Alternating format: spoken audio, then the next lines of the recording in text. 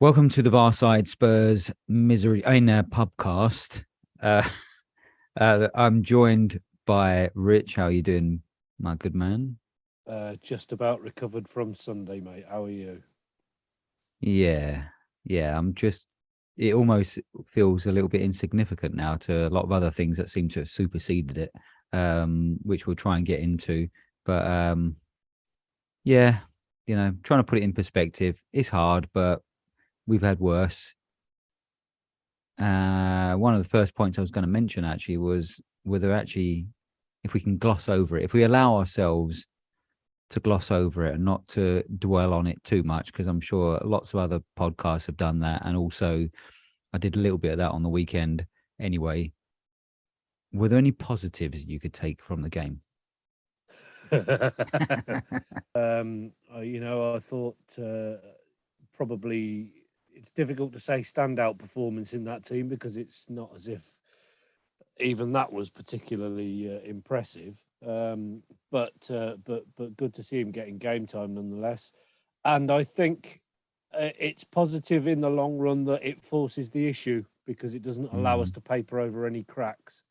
If we'd have turned up for a cup final performance, and turned them over and, really sort of showed them up, it would have been really enjoyable, obviously, and it would have mm. been, great to get us back on a winning streak. But in general, that may have allowed us to paper over some of what are much more significant problems. So I think the positive is that it was terrible. Yeah, I get what you mean there. To be honest, I think this might be the catalyst. That's what you can hope for, I suppose. Sarah, I was obviously surprised that he was thrown in. So good thing is, I suppose Conte seems to trust him, and he is a young player. He was only 19, but he looked like to me one of the better players on the pitch. Um, so yeah, that's pretty much like you said. Really, the only positive we can take from it, and if maybe circumstance, changes here. If the issue is forced around this whole mess and this whole issue, which has been kind of festering away for a while, then maybe that is one of the positives that does come out of it, because the conversation around this, where we're at, our direction is seems to be very, very much on the agenda at the moment, doesn't it? Hmm. Yeah, it's not going away. And if anything, things are getting progressively worse, aren't they? So, I was more than willing to say, let them have a little bit of leeway immediately post World Cup. It might take little bit of time for squad cohesion to come back and different levels of fitness and the after effects of the experiences in the World Cup. But I think that ship has sailed now, Hmm. and the augurs are not good. It Mm. really is beginning to look a little bit of a mess, isn't it? Well, it's like that first game back after the World Cup when Arsenal played. It's almost like that seemed to fortify them, and they've gone on from strength to strength. We kind of hoped and felt that after that they might fall away a bit, but they haven't. It's us that look a mess, Hmm. really. So, I mean, just to get your takes on the managerial situation at the moment, do you think it's inevitable he goes, or? I mean, just recently, I don't know if you saw yesterday's press conference where he's pretty much calling out the board and saying to them, you know, every 15 days to a month, someone from there, whether it's, the director of football or the chairman or or someone from from, uh, the medical staff, should really be fronting up, because it's all on him. Obviously didn't seem very happy about that. Mm. Well, I mean, there are two things. I think I saw a lot of a lot of sort of media reaction to that as him shots fired and all that sort of thing. Um, I have to admit, I kind of empathise or sympathise a little bit with it, with the point that he's making. Because it is a bit of an echo chamber from the club. You Mm, don't hear anything until you get the famous social media post with the picture of the cocker on the yeah, stadium, and yeah. by then it's all whatever's happening is a done deal. So on one hand, I think he's right.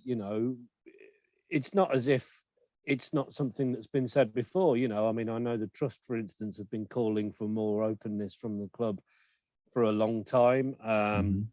It's something that the fans say. We famously don't hear an awful lot from Daniel Levy himself.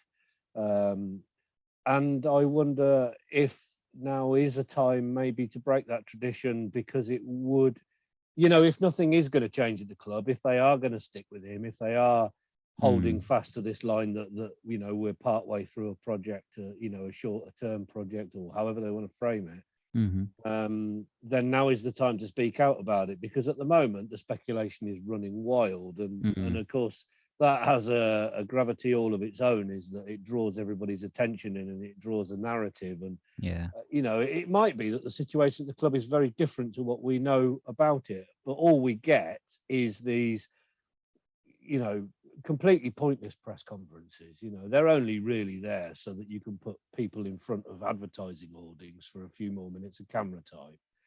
Nobody learns anything from them, and I think he's right in what he's saying.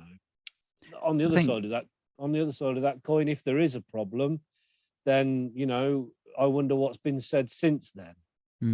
Well, what kind of concerns me, I think this maybe this seems to sort of pull the curtain back on is that maybe they aren't as joined up as we thought they were. We were led to believe that Paratici, Levy, and Conte were kind of like a little club that talked together all the time, and if that was the case, if they were all joined up on that front and they all knew what each other was doing and they were all on the same song sheet, um, he wouldn't be saying that, I don't think. I mean, yes, I kind of agree. If you look at what happens on the continent, and he's acknowledging that doesn't happen here, but he's also wondering why it doesn't happen here, because he's having to say those things. And he indicated, didn't he, like, you should be asking the club about its vision, not me. Mm. And if that's the case, then does he not know what the club's vision is? I mean, it seems like that perhaps he's on the outside of that. I mean, I suppose when we think about it, we've assumed, rightly or wrongly, that when we employed him, we must have had those discussions, that we thought that you only bring in a manager like this if you promised him that he's going to be getting plenty of investment to take this club forward, because we know that that's kind of the manager he is. If that's not the case and he is unsure, and he seems to be suggesting that the model of the club is different from what he's used to, and that it's just like bringing younger or more sort of talented players through, it doesn't sound like there's much of a joined up vision between them all, which would is quite concerning, really. You would think he would be able to speak for the club even though he might not want to. Yeah, absolutely. I mean, I think there's a wider narrative as well. That we're looking very much at this. What's been said in recent days, but he has said, on many occasions, certainly this season, about the vision of the club, and the policy, and the sort of players they bring through, and yada yada. I wonder whether or not he's perhaps it's a combination of him being pissed off about being asked the same questions repeatedly. Mm-hmm. And he is famously short-tempered. He's famously outspoken, or not one to be diplomatic. To But put it another way. is it a coincidence that of the last 3 or 4 managers that we've had, they've all spoken in riddles in press conferences? I don't know. I mean, the thing is, I don't really watch anybody else's press conferences to give it any context. Yeah, that's the thing, I suppose. Yeah, so I don't know if other clubs' managers are clearer. Habitually the only things I will watch are the stand-up interviews at the end of the game, where I don't even know why I bother watching them, because you never get anything interesting out of them. But so I don't really know is the answer, because I don't know what other Mm, people are doing, and whether or not this is a Conte thing or a manager's thing. mm, I don't know. I mean, I find the whole thing pointless, to be honest. The whole, mm. every 3 or 4 days they're shoved in front of the camera, and asked the same bland questions by Yeah. the same group of bland reporters and expected to sort of weave some sort of journalistic magic out of it. And Yeah. you I mean, know, if that was so I us, don't know. you'd feel the same sort of thing, especially if you knew that every word that you said would be poured over and looked for an angle and to basically find some way to be mischievous. Yeah, and I mean, like you say, you know, you get pissed off with it. I really do have quite a short length of patience when it comes to people asking me the same bloody questions at work. Yeah. You know, Yeah. like I like to have a conversation, and then if something's been said or same thing about it again tomorrow, because I'll just Yeah. tell you to look in your notebook or piss off. You know, and I suspect, you know, there's a little bit of that about it. Yeah. So So sort of reflecting on everything at the moment, I mean, you must have seen, I mean, I know Twitter is a kind of microcosm and also it's a bit of an echo chamber. But you know, just being at the match, you can feel the atmosphere is just not what it was. I mean, I commented on that little pod I did on the weekend that it was a very different atmosphere. It's a very strange atmosphere. It felt very subdued overall, but it feels like there's a sort of malaise that's kind of surrounding the club at the moment. Where would you sort of pin that? Do you could you pin it on one, or do you think there's a multiple factors? Where would you kind of like focus on? Conte, ENIC, our fan base's entitlement, or what do you think? well, I think it's a complex, you know, a complex sort of set of interrelationships between all of those things, isn't there? Mm, I think the fact that the ENIC out thing is gathering traction again is probably quite a big factor in it. hmm Although the last game I was at was the Portsmouth FA Cup game, and although we could hear it, it was pockets and mm, quite small groups of people doing it. You know, I think that the fact that that's getting traction is an indicator that there is a general sense of dissatisfaction around the place at the moment. I think mm. the flat atmosphere at the weekend was probably because we all really in our hearts knew what was coming, Yeah, yeah, you I think know. so. And it's difficult to get away from that, you know. I mean, last spring when we played them, and you know, we played them off the park in every department, our tails were up, and we knew that we were in a fight for a Champions League place at that point, and we had to get those points. And we knew that, you know, we were slightly, you know, underdogs in the situation, that we dropped a lot of points in games in hands Mm, in the weeks leading up to it, that we put a lot of pressure on ourselves. But we had a fit side, you know, everything seemed to be working all right. You know, Conte had seemed to have magically turned players like Matt Doherty into an actual wing back, and yeah, you know, so these sort of combination of minor miracles all came together, and that created this cauldron that we had, yeah. and that whole, you know, that being the other side of the spectrum, that none of those things are true at the moment. Mm, mm. You know, No, I think you're right, mate. I think that, you know, it is so complex. I know we did kind of reflect on this to some degree last pod, but you know, generally, you know, I'm starting to have more reservations increasingly, and I don't think it's, you know, it's well, it's definitely not knee jerk, but like looking at Conte. You know, I still kind of clinging on to the hope. I just think it would be absurd to get rid of him because of what we've, you know, why, you know, a year or so down the line, why would we have employed him? Surely we've done our due diligence on this man and know what he's about. Where does that leave us? You know, looking for another ex-Chelsea manager, maybe, or you know, Pochettino to return. Um, but he's done himself no favors. I think you know, he seems to be unhappy. He seems to be suggesting that the club is beneath him at times. You know, we've commented on that. Jonathan Liu did a nice little piece just recently, kind of suggesting that the very least the club should have is a manager that wants to be there. You yeah, know, yeah, and he's, you know, and to see that, you know, we've got this kind of obsession with managers that seem to think that you know, our club is beneath them and they're doing us a big favor. Well, you know, that's not the case. We are you know, we are a great club, albeit, you know, that was in the past, but still we are a, you know, we are a magnificent club for someone. if he bought into it, if he said, I'm fully into this project, then he'd have everyone with him. I mean, we all heard the Antonio chants earlier on. It just seems now that he is kind of grown weary of it. If it's just because of the sort of same questions in the press conference, then I'm a bit disappointed that he's allowing that to get to him. I think he should be a bit more distant to that. Yeah. And then you've got ENIC themselves, who, are they selling? Are they not selling? Do they want to invest? Don't they want to invest? Are we a cash cow, or are we something they see as, that it's a project that they really want to build up? They're the ones that keep hiring these managers and then sacking them, and every time the fan base gets unhappy, they're the ones ultimately that this all comes down to. And then, of course, you've got a very fractured fan base at the moment, who no matter what happens next, I can't see them being happy either. So you sack Conte and you get Poch back, let's say, we're still going to have a split fan base who say, well, that just shows you what a loser mentality we got.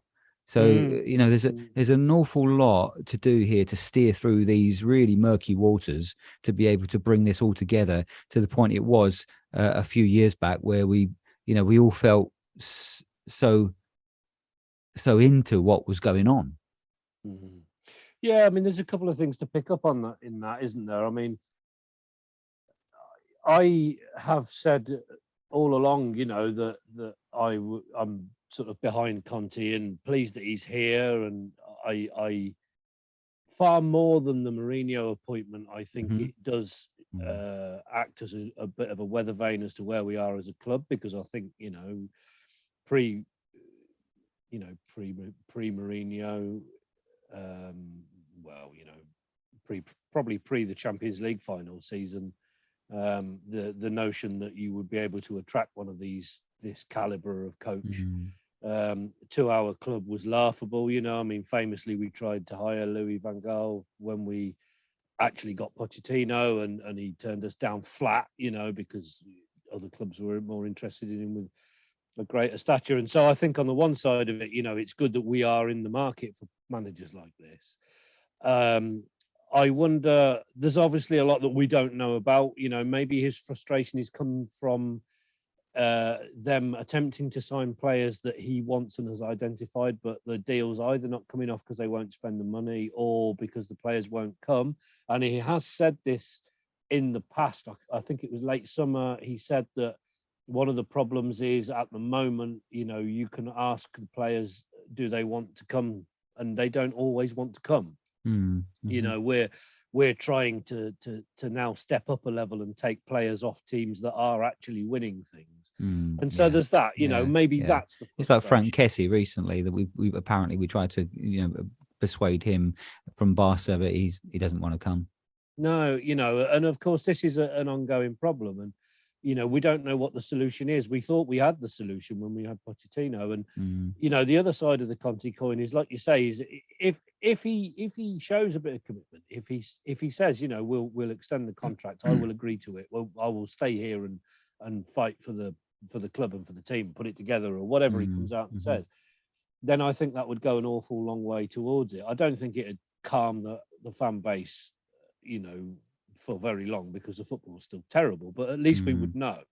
And it removes that variable, that unknown quantity. Whereas if he doesn't want to do it, then fuck off and let's have Pochettino back. Yeah. No, because let's just go back to what you were saying, that alluding to that Jonathan Liu piece. We know he wants to be there. I mean, he recently said, I think he was talking about, was it when he was at PSG and they offered to try and sign Harry Kane, and he said, I said that I wouldn't do that, because I love the club, and I still do love the club. Yeah. The other day, his assistant he's a goalkeeper coach, posted a picture of the two of them, like, this is my idol, basically, in Spanish, and then he's got his arm around him, but they're both in their Spurs kits. Yeah. So I mean, this is the thing, I'm famously a really, really, really big proponent of having Pochettino back. Aside from the fact that I'm more than willing to give Conte at least another year to see what happens.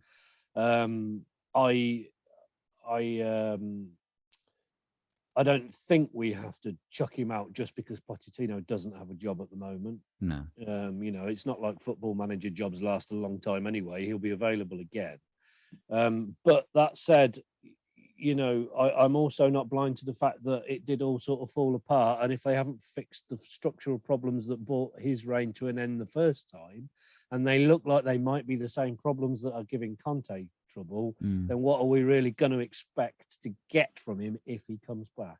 Yeah, no, I agree. And the other thing is that if I can back this back to Daniel Levy and Enoch, is that if you're not going to back that man and give him what he needs to make the side what he wants it to be, and you know, I that system he plays is, you know, it's inflexible in the sense that perhaps he should be making more of the players he's got. But once he's got the players that he needs for that system you know, can produce the goods. It can be really exciting football because, you know, it's the type of system that will just spring and you'll play pretty exciting counter-attacking football, but you need the players.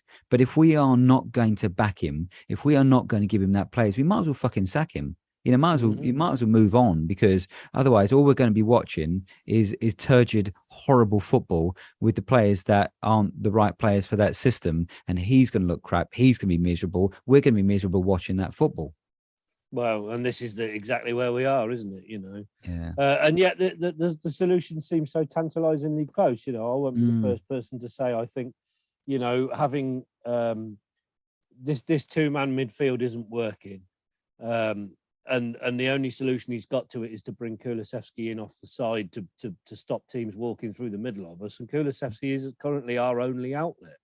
So, you know, they've either got to get wing backs in that actually do that job and allow him to operate this system that he wants to impose on the team, or they need to bring in, you know, somebody that's going to be able to play in a three-man midfield and just put Kulusevski on the right as a winger and leave him there as the outlet. Because at the moment, neither of those things are operating, and we don't have any way to get the ball effectively into the people that need to score goals. Yeah, I mean, I don't know what about you, but I feel like I'm swinging all the time. Like 1 minute I'm thinking back him, it's absurd to just change so quickly, and the next thing I'm thinking is, well, we're not going to do that, so quick, let's make it a quick death. Let's get it over and done with and move on to the, you know, to a progressive manager who's going to play the sort of football we want to play. It's it just feels it feels well, it feels cyclical, doesn't it, for us, unfortunately. Well, yeah, very much so. You know, I mean, it is particularly difficult to watch, considering that, you know, a mere 6-7 months ago everything seemed rosy. Yeah, yeah. You know? And when you think about it, though, and this is you know, it just shows you it's bigger than it you know currently is. When you look at it, right, we're only 5 points off top four. We could win the FA Cup, and you know we could. Okay, we probably won't, but we could win the Champions League. We could, you know, there's a lot of things to be decided yet. Yeah, and I mean, this is the thing: is we have to look at it in context, don't we? Because I think I saw the other day we're only 1 point worse off than we were this time last year, after this many games played. So you know, although you know we're late into January, we have got an interrupted season. We're not quite at the halfway stage of the fixture schedule yet. There's an awful lot of football to be played. If you know they've got 13 days to get 1-2 functionally reasonable players that can go into the side quickly, and players that are of a good enough caliber that Conte will not feel like he seems to feel with players like Spence and Hill and the others, that he daren't give them any match time, that he can actually put in quite quickly. A couple of signings and all of this could really go away quite quickly. But yeah, you know, then again, what faith do we have? Just like you say, to bat it back towards Levy and Enoch, what faith do we have that they will actually do that? Well, 442 is saying we're about to maybe drop £100 million on Gvardiol. Yeah, but will he fucking come?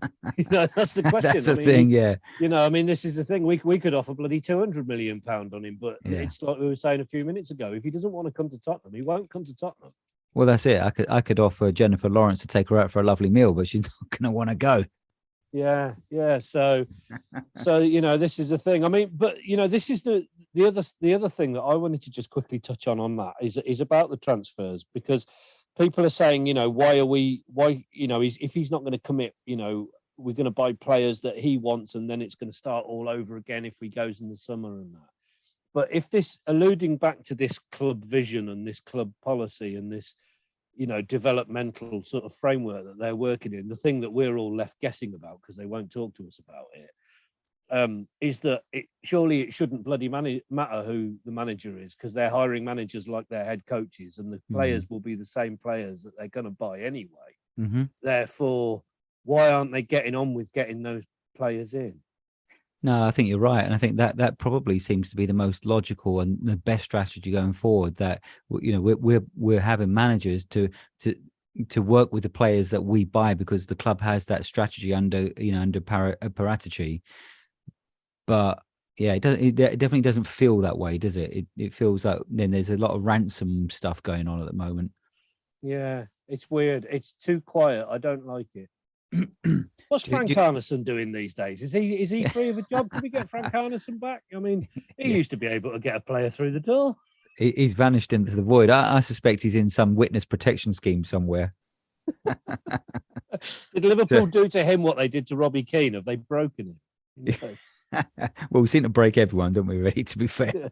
Yeah. So do you think that if we did get some players in, that might change the mood up? Or do I don't know about you, but it just feels to me at the moment that something big needs to happen in the next couple of weeks, whether that's a change of manager or whether, or some, good investment in the players, but something needs to change the momentum and the dynamic. What it is, I'm not sure, but it just feels that it's very, very precarious. It is, and the more time got, January is a bit of a funny month actually for me, and I always, because I work partly in academia and I'm at a particular university where they don't start term till quite late in the month. I keep thinking it's really early in January, and I've just looked at the calendar and Christ, it's they haven't got long left to get anybody in, have they? And that's the worry, because they clearly knew that this had to be done beforehand. Why? Why aren't we seeing, pre-contract deals being arranged? Why aren't we seeing this thing's coming to fruition? Where the fuck is Paratici?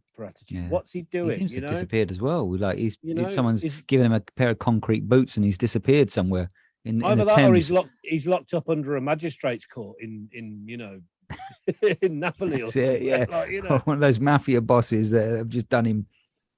Yeah, I mean, it is a really weird thing, and like you say, I think two signings will change the whole thing. Yeah, so long as they, don't turn out to be fucking Giovanni Lo Celso-esque. But yeah, two signings could change the whole thing, and the whole spirit of the club could shift, 180 degrees in the space. It could lift the whole thing, could lift the whole vibe. Whether we get Champions League or not, but the two really good signings could make us feel like we're going somewhere now.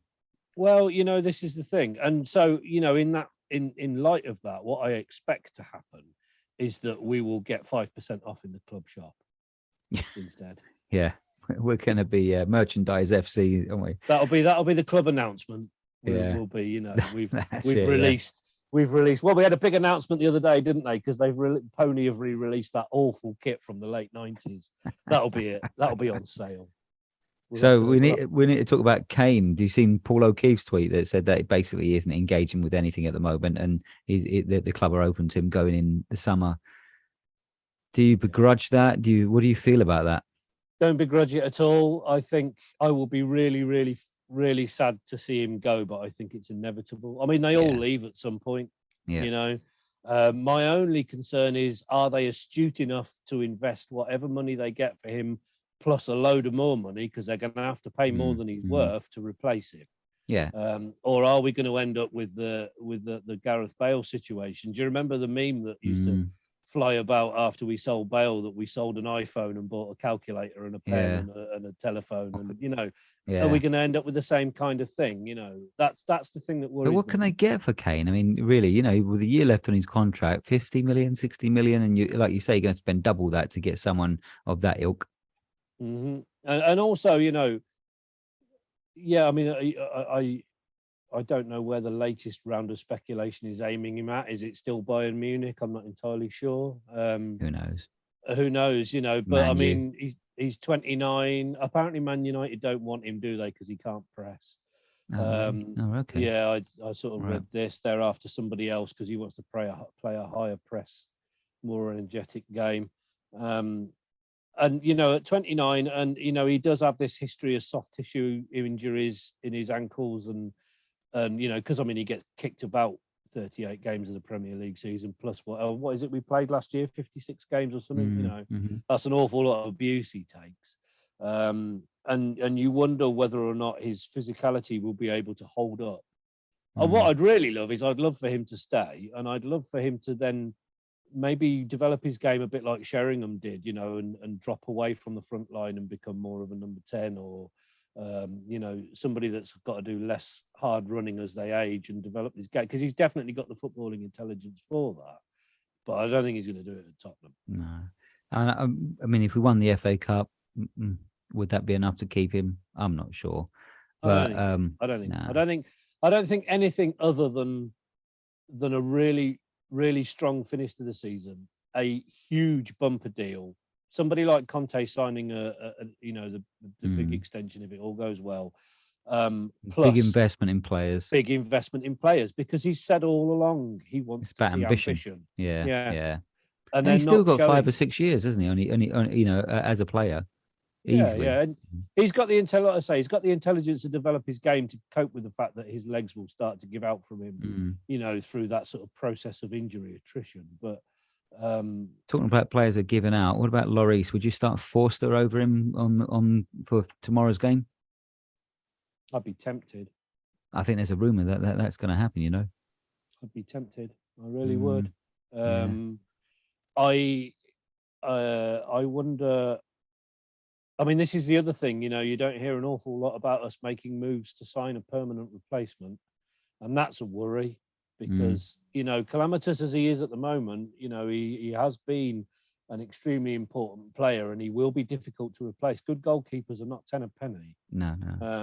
And, you know, they really need to be doing an awful lot to try and fill that gap. But I think maybe just drop him, tell him he's being rested, say that he needs a break after the World Cup, frame it however you want, get him out for a couple of weeks. And, you know, I mean, it's one of those things, isn't it? You know, we all have bad days at work, and sometimes perhaps the best thing to do is if the manager does take you to the side and say, you really need to buck your ideas up, you need to work on your concentration, on your focus, on your decision making, and I'm going to give you a couple of weeks to think about it and to work one-to-one with the keeping coach. Don't worry about the match day preparations. That's it. And I think like good managers will big him up in the public, but give him a bollocking in private. Yeah, this is it. So it would be a shame to see his last season end in, you know, repeated farces, because you know, like I said to Steve on Sunday, you know, the running joke that Lloris will throw one in every week has now turned into an actual reality, hasn't it? You know, he does. So do we want City to beat us tomorrow? I never want anybody to beat us. Nah, me neither, mate. Me neither. You know, do you know what? Even if Arsenal win the title, maybe that'll be a rocket up the club's arse. It's like that. Do you remember years ago when we went to Man United on the last day of the season and we had to, United had to beat us to take the title off Arsenal, and everybody that I went with said, "Oh yeah, well, I want to see us lose today so that Arsenal don't win the league." And I could really, you know, it was. I remember thinking that's a really difficult thing because I know what you all mean, but I really don't fucking like seeing us lose. Anyway, we lost. So, yeah. Should we do predictions then for the next couple of games? So City away.